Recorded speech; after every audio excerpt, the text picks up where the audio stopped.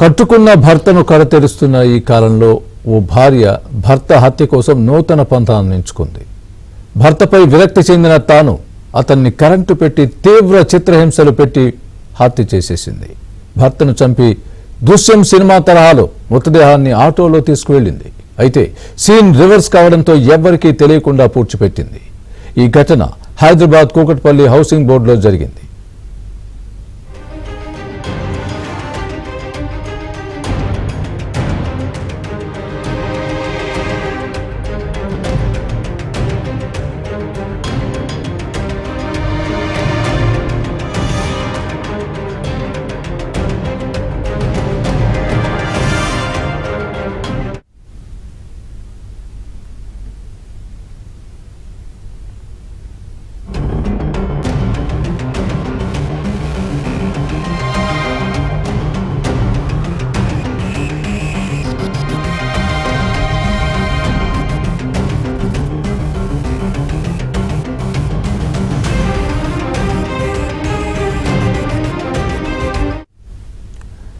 ఈ హత్యకు సంబంధించిన మరింత సమాచారం మా ప్రతినిధి శశి చెప్తారు.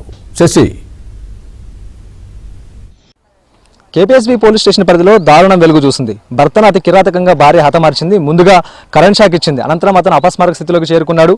అప్పటికీ చనిపోలేదని తెలిసిన తర్వాత మెడకు ఉరి బిగించి చంపేశారు. అయితే ఆ డెడ్ బాడీని మాయం చేసేటటువంటి క్రమంలో తమ సొంత గ్రామం అయినటువంటి మెదక్ జిల్లా వైపు తీసుకెళ్లేటువంటి ప్రయత్నం చేశారు. అదే సమయంలో ఒక ఆటోను మాట్లాడుకున్నారు. ఆటోలో పాత సామాన్ల మాటున్న డెడ్ బాడీని తరలిద్దామంటూ కూడా భావించారు. సో ఇందులో భాగంగానే ఆటోలో డెడ్ బాడీని తరలించేటప్పుడు ఆటో డ్రైవర్కు అనుమానం వచ్చింది. అదేంటని ప్రశ్నించగా ఇవన్నీ కూడా పాత సామాన్లు అంటూ కూడా చెప్పే ప్రయత్నం, బుకాయించే ప్రయత్నం మృతుడికి సంబంధించినటువంటి భార్య ఎవరైతే ఉన్నారో ఆమె చెప్పే ప్రయత్నం చేసింది. సో ఇదే నేపథ్యంలో ఈ అంశం గురించి మాట్లాడడానికి మృతుడికి సంబంధించినటువంటి గ్రామస్తులు ఉన్నారు, ఆ తర్వాత సర్పంచ్ కూడా ఉన్నారు. ఆయనతో ఒకసారి మాట్లాడదాం.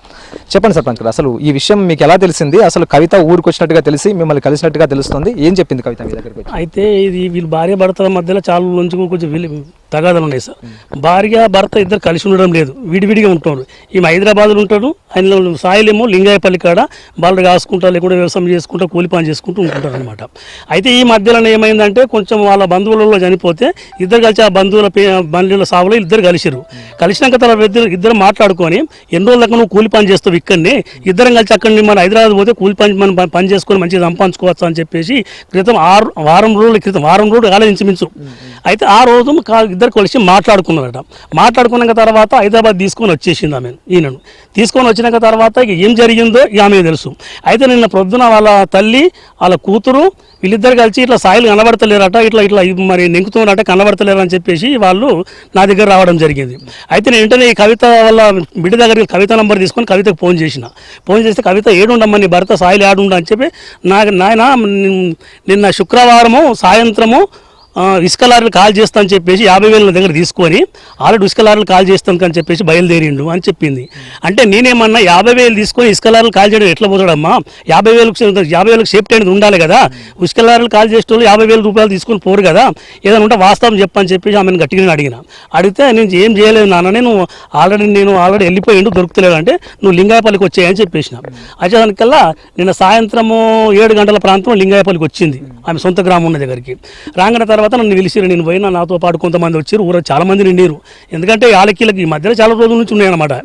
అయితే ఆమెను కొంచెం ఇక దండిస్తానికి కొంచెం ప్రయత్నం చేసారు, బెదిరిస్తున్నారు, వాళ్ళు తిడుతున్నారు ఆమెను. నువ్వేం చేసినావు నువ్వే చెప్పని చెప్పేసి ఆమెను గట్టిగా నిలదీస్తే ఆమె నేను ఏం చేయలేను, ఎటువంటి నాకు తెలియదు అని చెప్పేసి ఆయన అదే రకంగా చెప్తుంది.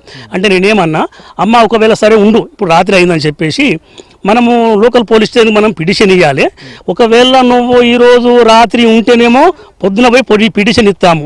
ఒకవేళ నువ్వు రాత్రి తప్పించుకొని పోయినావు అనుకో నీ మీద పిటిషన్ ఇప్పిస్తా అని చెప్పేసి గట్టిగా వార్నింగ్ ఇచ్చిన. అది సరికల్లా ఖచ్చితంగా నాయన వరుస అవుతుంది, బిడ్డ వరుస అవుతుంది అనమాట. అయితే ఖచ్చితంగా నేను ఈయన్నే ఉంటా, ప్రొద్దున పోదాం పిటిషన్ ఇస్తామని చెప్పేసి అన్నది. ఆలోపడి ఏంటంటే వాట్సాప్లో పెట్టేసి చాలా గ్రూపులో హైదరాబాద్ కానీ చుట్టుపక్కల కానీ చాలా గ్రూపులో ఫోటో పెట్టి నేను ఆల్రెడీ ఇంటిమేషన్ ఇచ్చేసేసిన. అయితే రాత్రి మేము పోయి పండుకున్నాం.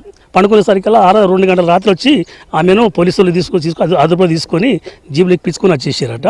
ఇక దాని విషయంలో మాకు చెప్పగానే అంటే ఇంటికి పోతే ఇట్లా జరిగిందంటే నంబర్ ఇచ్చారు, పోలీసులు నంబర్ ఇస్తే నేను కాల్ చేసిన, ఏం సార్ ఇట్లా జరిగిందంటే అవును తీసుకుని వెళ్ళిపోతున్నాం, మీరు ప్రొద్దున వాళ్ళ అమ్మని కానీ వాళ్ళని తోలుకొని తొందరగా ఇటు హైదరాబాద్ పోలీస్ స్టేషన్కి రమ్మని చెప్పేసి ఇంటిమేషన్ కానీ మా ఊరు పెద్ద మనుషులు అందరం తీసుకొని ఈరోజు వచ్చినాం. సో అయితే ఈ నేపథ్యంలో ప్రత్యేకంగా పథకం ప్రకారమే ఆమెను హతమార్చి డెడ్ బాడీని మాయం చేసేటువంటి క్రమంలో కూడా ఇదంతా జరిగినట్టుగా తెలుస్తుంది. సో మొత్తానికి కవితను పోలీసులు అదుపులోకి తీసుకున్నారు. మరోవైపు కవిత చెల్లెలతో పాటు కవిత చెల్లెల భర్తను కూడా పోలీసులు అదుపులోకి తీసుకున్నారు. మరి కాసేపట్లో ఎంఆర్ఓ సమక్షంలో శవ పంచనామా నిర్వహించి డెడ్ బాడీని వెలికి తీయబోతున్నారు.